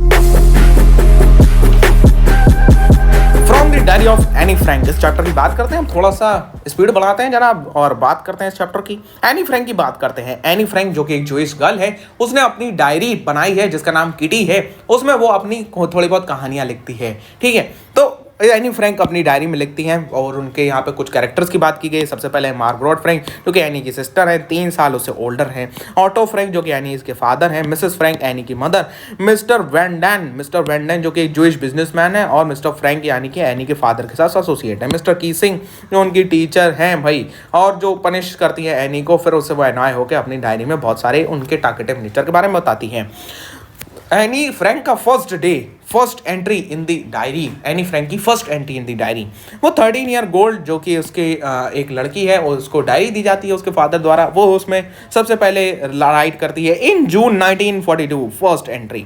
वो अपने डिज़ायर को काफ़ी ज़्यादा बताती है वहाँ पे कि भाई जो डायरी है उसके पास में, वो उसके पास में अकेली इकलौती है किटी, वो उसका नाम करती है क्योंकि वो कहती है कि भैया पेपर के पास में लोगों से ज़्यादा पेशेंस है। मतलब लोग किसी की बात नहीं सुनते हैं, लोग जो होता है है वो पेशेंट नहीं होते हैं, लेकिन आपका पेपर में बहुत ज़्यादा पेशेंस है। पेपर आपकी बात सुनता है, अगर आप उस पर कुछ लिख रहे हो तो पेपर आपकी बात सुनेगा। वो कहती है कि भैया कोई भी उसकी बातों में इंटरेस्टेड नहीं होगा, भले को कोई भी उसकी डायरी में इंटरेस्टेड नहीं होगा, क्योंकि वो एक स्मॉल गर्ल है। अपने चाइल्डहुड और फैमिली के बारे में एनी डिस्कस करते हुए कहती हैं कि उनके जो फादर हैं काफ़ी ज़्यादा मोस्ट अडोरेबल फादर वो उसको रेफर करती हैं। जब वो 36 के थे तब उनकी शादी हो गई थी उनकी मदर के साथ में, जो तब 25 की थी, और वो उनकी ओल्डर सिस्टर है मार्गरेट। अब यहाँ पे जब वो बात करती हैं कि भैया उनके आसपास टोटल ऑफ 30 लोग हैं, लेकिन उनका कोई सही फ्रेंड नहीं है। वो लोग फ्रैंकफर्ट में रहा करते थे। जब हिटलर का शासन की बात की जा रही है तो वो लोग जूइश थे, इसलिए उनको ट्रैवल करना पड़ा भैया हॉलैंड एज अ रिफ्यूजी। और उनकी जो मदर हैं वो उनके साथ में रहीं, उनके ग्रैंड मदर के साथ में रहीं, और वो हॉलैंड चली गई भैया फादर के साथ में। ठीक है, एनी के स्कूलिंग की बात करी जाए, एनी जो होता है भैया मॉन्टेसरी नर्सरी स्कूल में पढ़ती थी जब वो 6 की हो गई। और फिर फेयरवेल की बात करते हुए वो कहती है कि वो और उसकी हेड मिस्टर क्यूपरस दोनों लोग रो रहे थे कि वो दोनों की आंखों में टीयर्स थी। एनी अपने टीचर्स के बारे में नेक्स्ट एंट्री करती हैं डायरी में। वो गुड नहीं थी भैया, मैथ्स में काफ़ी ज़्यादा अच्छी नहीं थी। बहुत सारे बच्चों का मैथ्स वैसे ही वीक होता है, एनी मैथ्स में अच्छी नहीं थी, लेकिन वो फिर टीचर्स के बारे में और डिस्कस करते हुए कहती हैं। और वो और उसके फ्रेंड्स काफ़ी ज़्यादा वरीड रहते थे, हमेशा परेशान रहते थे उसके बारे में। और फिर उसके बाद में वो टीचर्स को कहती हैं as the most unpredictable creatures on the earth. और वो अपने फ्रेंड्स को एक बात लिखती है कि भैया होप मत छोड़ो, कुछ ना कुछ तो हमारा होना ही होने वाला है। लेकिन हाँ, जब पढ़ाई का मजा जैसे टीचर हो तो जनाब मजे आ जाते हैं पढ़ने में। मजे आ रहे हैं या नहीं आ रहे हैं, थोड़ा सा मैं स्लो चल रहा हूँ क्योंकि ये एज अ डिटेल रिवीजन मैं कराने की कोशिश कर रहा हूँ आपको। तो एज अ 1.5 घंटे में, नहीं तो भाई साहब 3 घंटे 40 मिनट में तो पूरी इंग्लिश करा रखी है। ठीक है, तो समझिए जनाब। तो इसके बाद में उनको मिस्टर कीसिंग जो उनके मैथ्स के टीचर थे या थी, मेरे को तो यहाँ पे थी लग रहा है। अब मैं जेंडर चेंज कर देता हूँ कभी कभार मिस्टर कीसिंग का, तो तुम लोग बताना मिस्टर कीसिंग उनके मेल टीचर थे या फीमेल। मेल थे, हाँ मैं मेल ही थे, चलो तो मेल थे भाई। जो मिस्टर कीसिंग थे वो उनको पनिशमेंट दे देते हैं। और काफ़ी ज़्यादा गुड स्टूडेंट थी एनी, लेकिन और सारे टीचर्स के अलावा मिस्टर कीसिंग से उनकी नहीं बनती थी। सारे टीचर से बहुत अच्छी बनती थी, मतलब मिस्टर कीसिंग से नहीं बनती थी, क्योंकि उनको वो मैथ पढ़ाते थे। अब भैया एनी मैथ में नहीं अच्छी थी, पर उनको मिस्टर कीसिंग मैथ्स में जब अच्छी नहीं थी तो वो काफ़ी ज़्यादा उनके बीच में अनबन चलती रहती थी। और फिर उसको वो एक्स्ट्रा होमवर्क और पनिशमेंट दे तौर पे उन्होंने क्या कहा, उन्होंने कहा कि भैया एक चैटर बॉक्स पे एक ऐसे लिख के रहो, एक ऐसे लिखो जिसका नेम होना चाहिए आ चैटर बॉक्स, और उस पर जो होता है स्लिप भी उन्होंने लगा दी उसके बैग के ऊपर, ताकि आप इसके बारे में रिमेंबर रखो भैया, भूलना मत ही। अब उसके बाद में बहुत अच्छी बात होती है, एनी को टॉपिक मिला था चैटर बॉक्स, फिर उसके ऊपर वो थोड़ा बहुत सोचती है कंप्लीट करने के लिए। होमवर्क तो कंप्लीट करना ही करना है, पर सोचती है उसके बारे में कि भैया करना क्या है। करना ये है कि वो कहती है कि भैया ये तो सभी बच्चों का हक है बोलना, और उसने ये जो ट्रेड है बोलने की, ये उसने अपनी मदर से लिया, उसने इनहेरिट करी है अपनी मदर से, ये बोलने की ट्रेड। तो इसके बारे में बात करती है। फिर उसको फिर से पूरे का पूरे क्लास के सामने पढ़ना पड़ता है, और फिर से उसको पनिशमेंट मिलता है। फिर जो टॉपिक होता है एक an incurable chatterbox, quack quack quack said mistress chatterbox, इन्होंने ये इस टॉपिक पे पूरा का पूरा ऐसे दिया। फिर मिस्टर कीसिंग को काफ़ी ज़्यादा अजीब लगता है जब वो फिर से लिख के लाती है, और with the help of her friend Saini, जो कि काफ़ी ज़्यादा अच्छी थी पोइट्री में, वो फिर एक ऐसे लिखती है पूरा का पूरा वर्स में। फिर एक वो वर्स जो था वो बात कर रहा था एक डकलिंग के बारे में, जो डकलिंग एक डकलिंग के बारे में बात हो रही है जो कि बहरे हो गए थे, क्योंकि उनके फादर डक जो थे वो काफ़ी ज़्यादा क्वैक करते थे, बहुत ज़्यादा क्वैक क्वैक करते रहते थे। मिस्टर कीसिंग जो होता है टुक कर गए जोक को राइट वे में, और जो होता है काफ़ी ज़्यादा एनी को बॉदर नहीं करा भैया। उनकी समझ में आ गया कि वो एनी किसके बारे में बात कर रही है। अब एनी ने जब इस तरीके से पोइटिक वे में उसको मिस्टर कीसिंग को असली जवाब दे दिया, तो फिर मिस्टर कीसिंग ने दोबारा उनसे एकदम मतलब पंगा ही लेना छोड़ दिया। तो यार that's all for the chapter from the diary of Anne Frank. आज की वीडियो का आखिरी चैप्टर की तरफ बढ़ते हैं, दैट्स द प्रपोजल। ओहो सर, वैलेंटाइन जा चुका है, अब सर कहाँ प्रपोजल पढ़ा रहे हो? 4 दिन पहले पढ़ाते तो मजे भी आते हैं। रामलाल पढ़ाई वढ़ाई करो, जो होता है बोर्ड एग्जामिनेशन की। चलो यहाँ पे चैप्टर का स्केच की बात करते हैं। यहाँ पे 3 हमारे जो होता है कैरेक्टर्स के बारे में बात करी गई है, that is the Stephen Stepanovich Chubukov की बात करी गई है, नटालिया इवान वेस्नोविच लोमोव की बात करी गई है। पूरा का पूरा प्ले है, समझो जरा ध्यान से, आंखें बंद कर लो, 2-3 मिनट में बच्चा पार्टी पूरा का पूरा प्ले समझा देता हूँ। प्ले चालू होता है, प्ले चालू होता है आपका लोमोव द्वारा। लोमोव एक अच्छा सा लड़का है, ठीक है, लड़का है, आदमी है, जो भी है समझ लो। वो विजिट करता है अपने पड़ोसी नेबर चुबुकोव के पास में। चुबुकोव काफ़ी ज़्यादा उसको हैरान हो जाता है देख के। वो कहता है कि भैया तुम यहाँ कैसे आ गए, क्या है, क्या काम है। वो सोचता है ये मेरे से लोन लेने के लिए आया है। फिर वो उसको बैठालता उठालता है। फिर लोमोव अपने आने का रीज़न बताता है। वो कहता है कि जो होता है, मैं यहाँ पे आपकी डॉटर नटालिया का हाथ मांगने आया हूँ, मतलब मैं उससे शादी करना चाहता हूँ। ये सुन के लोमोव काफ़ी ज़्यादा एक्साइटेड हो जाता है। वो कहता है अरे वाह क्या बात है, बहुत बढ़िया बात है। लोमोव एकदम बढ़िया तरीके से आइडेंटिकली वो बहुत ही ज़्यादा बिहेव करता है और हैप्पी हो जाता है, और लोमोव को एकदम हक कर लेता है और उसको किस भी कर लेता है। और जो चुबुकोव है वो लोमोव को डार्लिंग के तौर पे बुलाता है, ठीक है, उसको डार्लिंग बुलाता है। अब उसके बाद में जो होता है वो कहता है कि हाँ मैं तो मान गया, लेकिन एक बार नटालिया से भी पूछ लो। फिर उसके बाद में वो नटालिया को बुलाने के लिए चला जाता है, और लोमोव यहाँ पे अपने नटालिया और अपनी लाइफ के बारे में सोचने लगते हैं। परफेक्ट पार्टनर के बारे में वो सोचता है, क्योंकि कहता है कि भाई अगर मैं जो होता है अनमैरिड रह गया तो बहुत सारी चीज़ें होना बाकी हैं।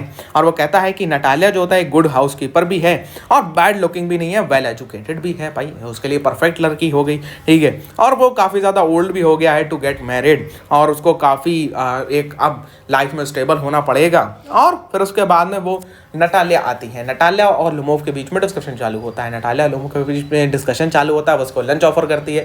फिर इन दोनों के बीच में थोड़ी बहुत बातें होती हैं। फिर एक टॉपिक आता है कि भैया लोमोव कुछ बात करता है, वो ऑक्सिन मीडोज के बारे में होती है। ऑक्सिन मीडोज क्या है? ऑक्सिन मीडोज लैंड है। सो लैंड के बारे में बात होती है, लैंड के बारे में बात होती है। सो नटालिया कहती है अच्छा ऑक्सिन मीडोज की बात कर रहे हो, वो तो हमारी है, वो तो हमारी परदादाओं के टाइम से हमारी है। लोमोव कहता है एक्सक्यूज मी मैडम, वो आपकी कब से हो गई, वो तो हमारी हैं भाई।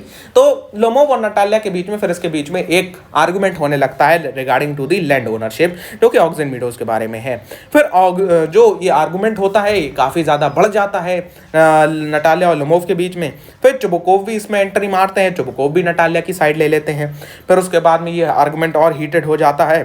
फिर उसके बाद में लोमोव जो होता है गुस्से के मारे घर से बाहर निकल जाता है। नटालिया उसको रास्कल कहती है, चुबुकोव भी उसको एकदम ड्रैगन कहता है, उसको एक विच कहता है, मतलब बहुत ज़्यादा गालियाँ वालियाँ देता है, ठीक है।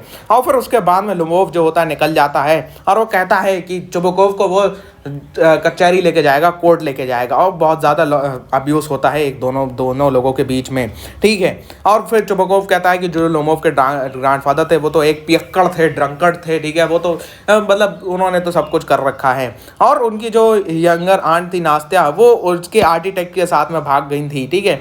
और लोमोव कहता है कि भाई मैं अब इसके बारे में कुछ नहीं कहना चाहता, वो बाहर निकल जाता है। चुबुकोव उसको विलन कहता है, स्केयरक्रो कहता है, मॉन्स्टर भी कह देता है, ठीक है। और फिर वो ये सब जब कह रहा होता है तब वो कह जाता है कि इसकी हिम्मत कैसे हुई मेरी बेटी का हाथ मांगने की, इसकी हिम्मत कैसे हुई मेरी बेटी को प्रपोज करने की। फिर नटालिया कहती है एक मिनट, यहाँ पे क्यों आया था, यहाँ पे भैया ये तो मैं प्रपोज करने आया था, चुबुकोव कहता है। तो फिर नटालिया का एकदम से रिएक्शन चेंज हो जाता है, और फिर नटालिया जो होता है वो अपने फादर के ऊपर भड़क जाती है। वो कहती है कि ऐसा था तो आपको बताना चाहिए था मेरे को, मैं उससे ऐसे नहीं बात करती। फिर उसके बाद वो कहती है जाओ लेके आओ उसको वापस, जो वो जाता है। फिर लोमोव दोबारा आता है। फिर जो होता है इन दोनों के बीच में काफ़ी ज़्यादा फिर से बात होने लगती है। कहती है अच्छा ठीक है जो भी हुआ उसे छोड़िए बात को। फिर इन दोनों के बीच में डॉग की बात होती है कि आपका लोमोव का डॉग है और नटालिया का डॉग है, स्क्वीज़र है, ठीक है। और फिर जो होता है लोमोव के डॉग और आपका नटालिया के डॉग के बीच में उनकी बात के ऊपर आर्गुमेंट चालू हो जाता है कि किसका डॉग बेस्ट है, किसका डॉग बेस्ट नहीं है। नटालिया कहती है मेरा डॉग बेस्ट है, लोमोव कहता है मेरा डॉग बेस्ट है। फिर इन दोनों के बीच में जो आर्गुमेंट होता है फिर से भड़क जाता है, फिर से चुबुकोव की एंट्री होती है। फिर लोमोव जो होता है, लोमोव को हार्ट पाल्पिटेशंस होते हैं, उसका एकदम बीपी बढ़ जाता है, हार्ट उसका एकदम हाईली बीट करने लगता है, और इससे वो काफ़ी ज़्यादा मतलब बेहोश हो जाता है। और इस जब हीटेड आर्गुमेंट हो रहा होता है इसी के बीच में लोमोव की तबीयत बिगड़ने लगती है। फिर उसके बाद में जब हीटेड आर्गुमेंट होने लगता है, बहुत ज़्यादा चरम सीमा पे पहुंच जाता है, तो लोमोव गिर जाते हैं भैया नीचे ग्राउंड पे। और वो पहले एक्टिंग मारता है कि भैया मेरा हार्ट मैं मर रहा हूँ, और नीचे गिर जाता है ग्राउंड के ऊपर। चुबुकोव जो होता है एकदम घबरा जाता है, नटालिया भी एकदम घबरा जाती है। नटालिया कहती है देखना क्या मर गया। चुबुकोव कहता है लग तो कुछ ऐसे ही रहा है। रोने लगता है। वो कहता है अरे तुम्हारी वजह से ये हुआ वो हुआ। तो ठीक है, नटालिया कहती है कि लोमोव तो गया। चुबकोव कहता है जल्दी से पानी लेके आओ, डॉक्टर के लिए कॉल करो। लेकिन इतने में जब वो पानी उन्हीं डालते हैं, लोमोव को होश आ जाता है। ठीक है, फिर उसके बाद में जो होता है वो कहता है कि चुबकोव अपने आप को कोसने लगता है जब लोमोव बेहोश होता है। वो कहता है मेरे को एक नाइफ दे दो, एक पिस्टल दे दो, मैं अपने आप को मार लूँ। कहता है मोस्ट अनहैप्पी मैन है। और फिर धीरे धीरे जब वो लोमोव ध्यान मतलब होश आने लगता है, उसको वो रिकवर होने लगता है। फिर लोमोव जो होता है कहता है उसको दिन में तारे दिख गया, वो तारे देख रहा है। फिर उसके बाद में चुबकोव उसका हाथ लेता है, अपनी बेटी का हाथ लेता है, दोनों का हाथ में हाथ रख देता है। कहता है भैया अब इसके बाद में मेरे को कोई हीटेड आर्गुमेंट नहीं चाहिए। यहाँ पे हमारा पर्दा गिरता है, प्ले हो जाता है। सो यार that's all for today's video. आज की वीडियो ये जो मेनली हमने कराया है, ये रिवीजन के तौर पे कराया, एक मतलब खूब आराम से वाला रिवीजन, जिसे आप आराम से 2x स्पीड पे देख लोगे तो आपका रिवीजन हो जाएगा। तो ये उन्हीं के लिए है जिन्होंने इंग्लिश का वन शॉट दे रखा है। आज की वीडियो के लिए इतना ही। इन दी कमेंट सेक्शन सारे के सारे पीकेएम बच्चों पार्टी #PKM आर्मी लिख के जाएंगे इन दी कमेंट सेक्शन। भाई मेरे को कुछ नहीं पता, तुम्हें लिख के जाना है। वीडियो अच्छी लगी लाइक करना, and I will meet you in the next video. Till then good bye, have a nice day. और ऐसे ही पढ़ते रहिए जनाब, ऐसे ही पढ़ते रहिए। ठीक है भाई, बाय बाय।